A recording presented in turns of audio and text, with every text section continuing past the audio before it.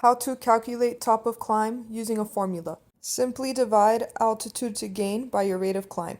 For this example, we'll be climbing from a pressure altitude of 2,500 to 6,500, using a standard rate of 500 feet per minute. Sometimes we are limited by distance. Maybe you need to reach an altitude before a specific waypoint. In that case, we can work backwards using the time formula, then divide time by your altitude to climb. Let's say our waypoint is 10 miles at a ground speed of 75 knots. It'll take us about 8 minutes. If we divide that by the altitude to climb, we must maintain a rate of climb of 500 feet per minute. Let's take a look at the pyramid. These relationships are part of the core triangle of distance, speed, and time. Distance is always at the top. If you are not solving for the top of the pyramid, you are dividing distance by time or speed. Let's start with distance. How far can you travel in a given amount of time?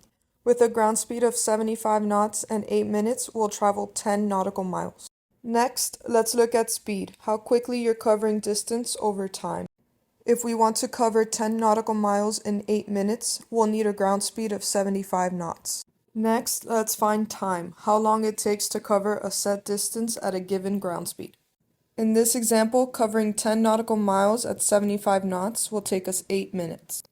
Let's bring it all together with fuel consumption. Once you have any of these three variables and your gallons per hour, you can easily find how much fuel you'll burn.